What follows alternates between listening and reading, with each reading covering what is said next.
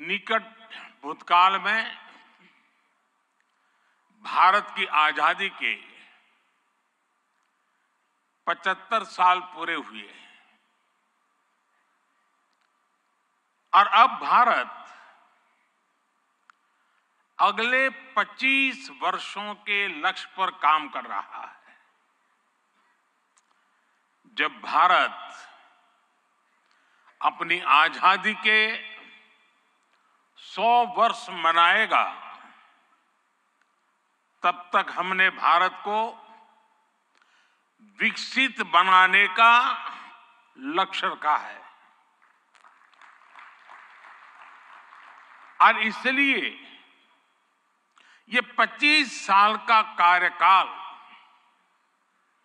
भारत का अमृत काल है। ये नए सपने, नए संकल्प और नित्य नूतन सिद्धियों का कार्यकाल है। इस अमृत काल में ये पहली वाइब्रेंट गुजरात ग्लोबल समिट हो रही है और इसलिए इसका महत्व और बढ़ गया है। इस समिट में आए 100 से ज्यादा देशों के प्रतिनिधि भारत की इस विकास यात्रा के अहम सहयोगी हैं। मैं आप सभी का स्वागत करता हूं, अभिनंदन करता हूं। फ्रेंड्स, यूएई के राष्ट्रपति मेरे brother his highness Sheikh Mohammed bin Zayed का इस आयोजन में शामिल होना हमारे लिए बहुत खुशी की बात है।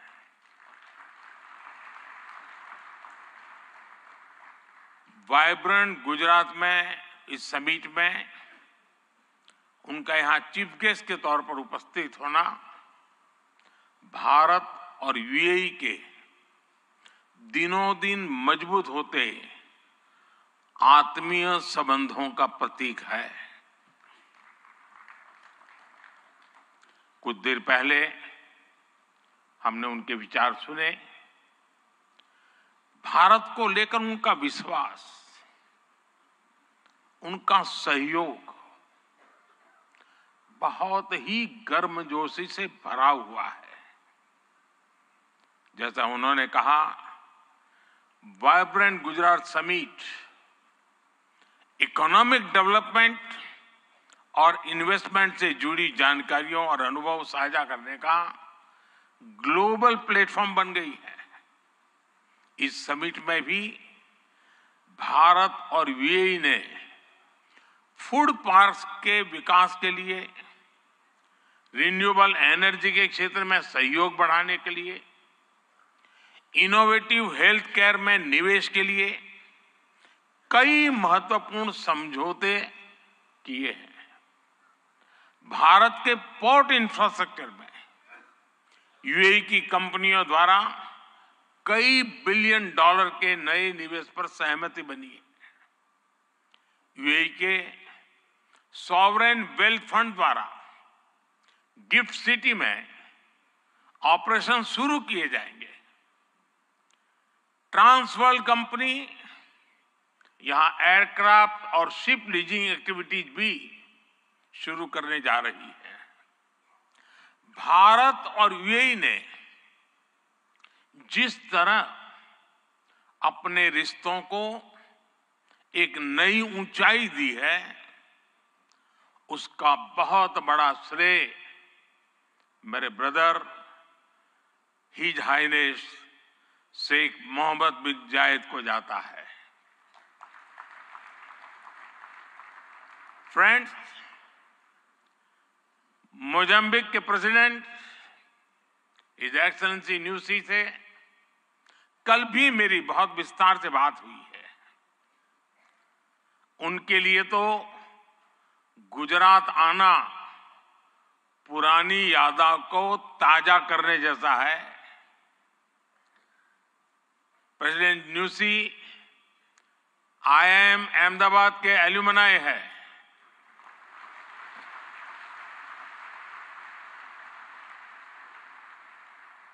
भारत के लिए गर्व की बात है कि हमारी G20 प्रेसिडेंसी में अफ्रीकन यूनियन को स्थायी सदस्यता मिली।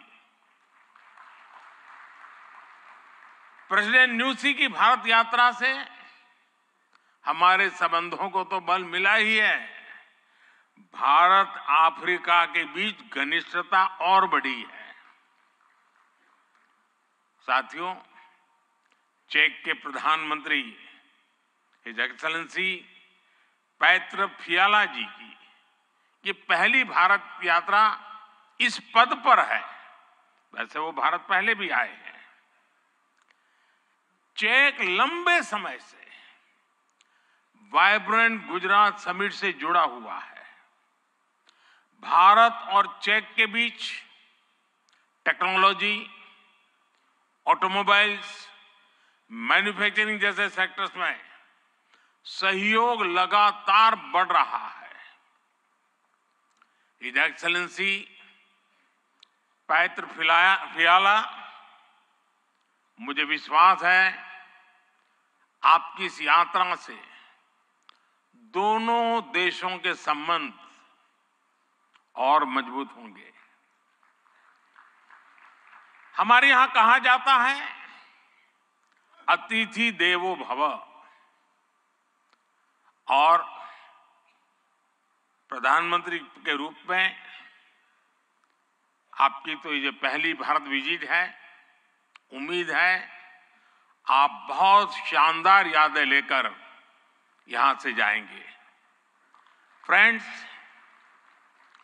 नोबेल लॉरिएट और तिमोर लेस्ते के राष्ट्रपति हिज एक्सेलेंसी रामोस होर्ता का भी मैं भारत में स्वागत करता हूं। हिज एक्सेलेंसी रामोस होर्ता का गांधीनगर आना और विशेष है। आपने महात्मा गांधी के नॉन वायलेंस के सिद्धांत को अपने देश के स्वातंत्र संग्राम से जोड़ा है। आसियान और इंडो पैसिफिक क्षेत्र में तिमोर लेस्ते के साथ हमारा सहयोग बहुत अहम है। फ्रेंड्स, कुछ समय पहले ही वाइब्रेंट गुजरात ग्लोबल समिट को 20 वर्ष पूरे हुए हैं। बीते 20 वर्षों में इस समिट ने नए आइडियाज को प्लेटफॉर्म दिया है। इसने इन्वेस्टमेंट्स और रिटर्न्स के लिए नए गेटवे बनाए हैं। और अब वाइब्रेंट गुजरात ग्लोबल समिट की इस बार की थीम है गेटवे टू द फ्यूचर। 21वीं सदी की दुनिया का फ्यूचर हमारे साझे प्रयासों से ही उज्जवल बनेगा। भारत ने अपनी G20 प्रेसिडेंसी के दौरान भी ग्लोबल फ्यूचर के लिए एक रोडमैप दिया है। वाइब्रेंट गुजरात ग्लोबल समिट के इस एडिशन में भी इस विजन को और आगे बढ़ा रहे हैं।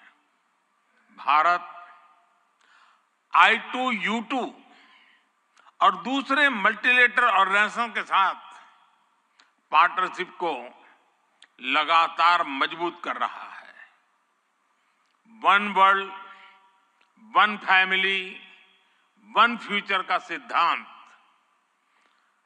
विश्व कल्याण की अनिवार्य आवश्यकता है। फ्रेंड्स, आज तेजी से बदलते हुए वर्ल्ड ऑर्डर में भारत विश्व मित्र की भूमिका में आगे बढ़ रहा है।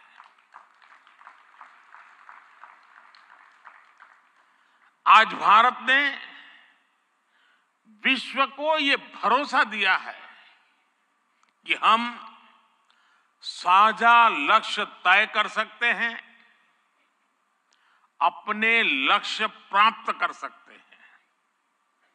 विश्व कल्याण के लिए भारत की प्रतिबद्धता, भारत की निष्ठा, भारत के प्रयास और भारत का परिश्रम आज की दुनिया को ज्यादा सुरक्षित और समृद्ध बना रहा है। The world looks at India as an important pillar of stability, a friend who can be trusted, a partner who believes in people-centric development, a voice that believes in global good, a voice of the global south, an engine of growth in the global economy, a technology hub for finding solutions, a powerhouse of talented youth, and a democracy that delivers. Friends, Bharat के 1.4 billion लोगों की priorities और aspirations, human centric development पर उनकी आस्था, inclusivity और equality का हमारा commitment, विश्व समृद्धि और विश्व के विकास का बहुत बड़ा आधार है। आज भारत दुनिया की 5th लार्जेस्ट इकोनॉमी है। 10 साल पहले भारत 11th पर था। आज दुनिया की हर प्रमुख रेटिंग एजेंसी का अनुमान है कि भारत अगले कुछ वर्षों में दुनिया की टॉप 3 इकोनॉमी में जाएगा।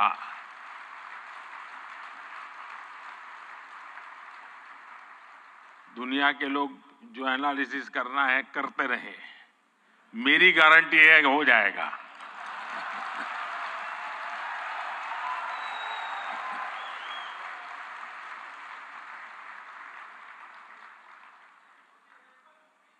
एक ऐसे समय में जब विश्व अनेक अनिश्चितताओं से घिरा हुआ है, तब भारत दुनिया में विश्व की एक नई किरण बनकर के उभरा है। भारत की प्राथमिकताएं बिल्कुल स्पष्ट है। आज भारत की प्राथमिकता है sustainable industry, infrastructure and manufacturing. आज भारत की प्राथमिकता है new age skills, futuristic technology, AI and innovation. आज भारत की प्राथमिकता है green hydrogen, renewable energy, semiconductors, इसका पूरा इकोसिस्टम। इसकी एक झलक हम vibrant Gujarat global trade show में भी देख सकते हैं। और मेरा तो आग्रह है कि ट्रेड शो जरूर देखें। गुजरात के भी स्कूल कॉलेज के विद्यार्थी जरूर जाएं। कल दिन में मैंने हिज एक्सेलेंसी न्यूसी और हिज एक्सेलेंसी रामोस होर्ता जी के साथ इस ट्रेड शो में काफी समय गुजारा है।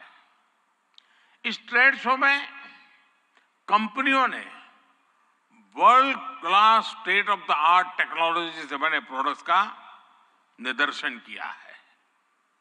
E mobility, startups, blue economy, green energy और स्मार्ट इंफ्रास्ट्रक्चर जैसे ट्रेड शो में एक प्रकार से छाए हुए हैं। ये जितने भी सेक्टर्स हैं, इनमें इन्वेस्टमेंट के लिए आपके पास लगातार नए अवसर बन रहे हैं।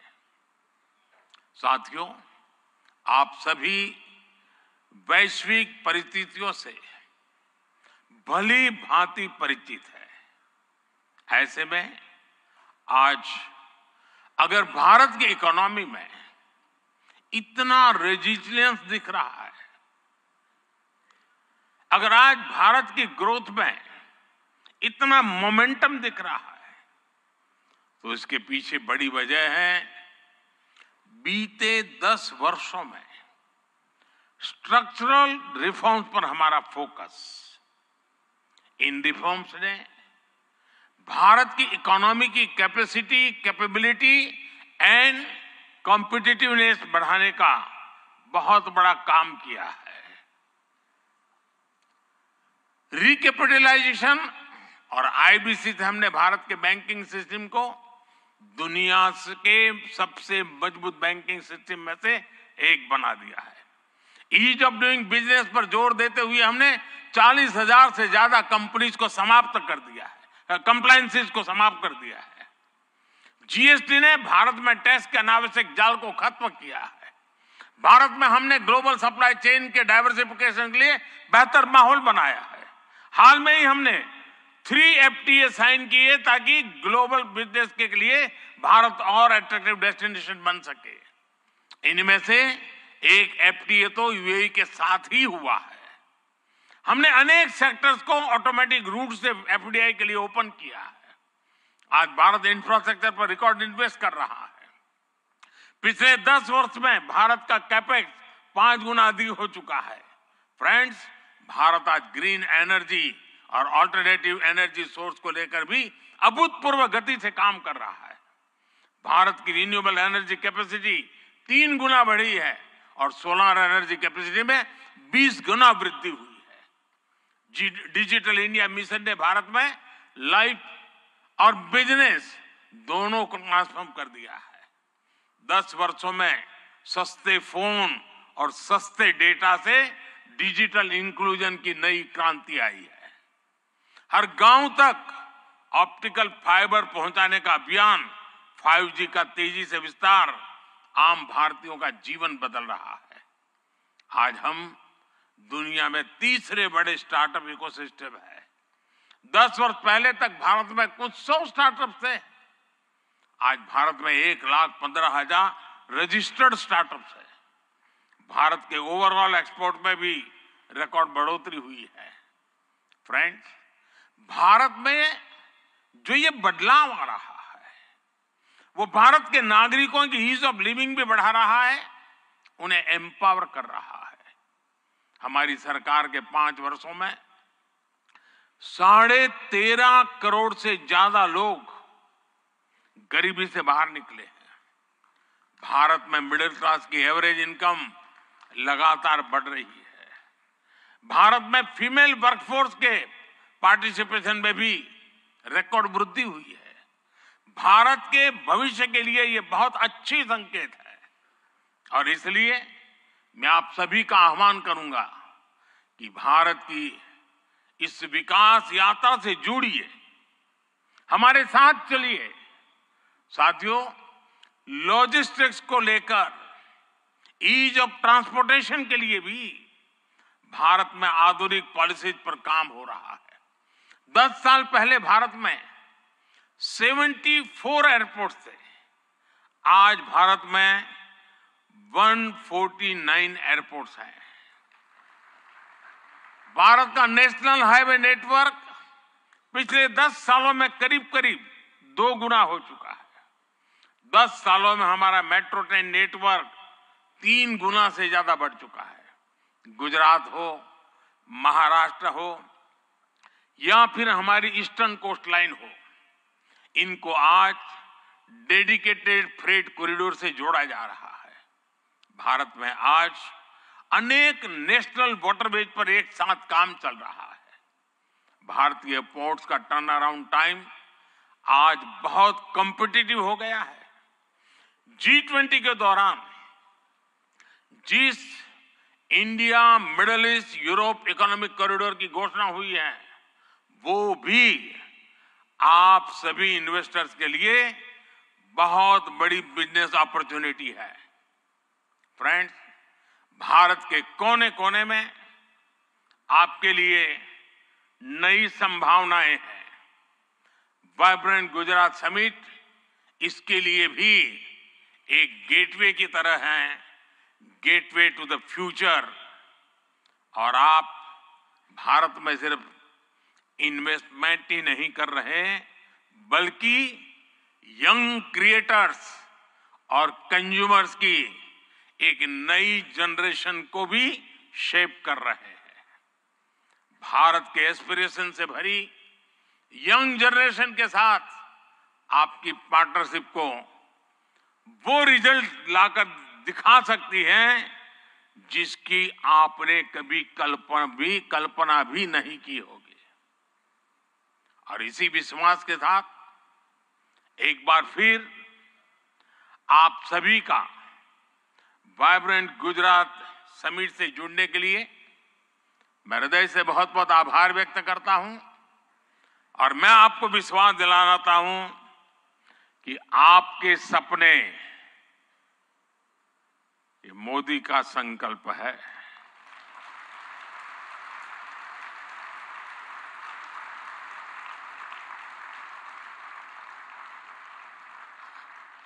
आपके सपने जितने बड़े होंगे, मेरा संकल्प भी उतना ही बड़ा होगा।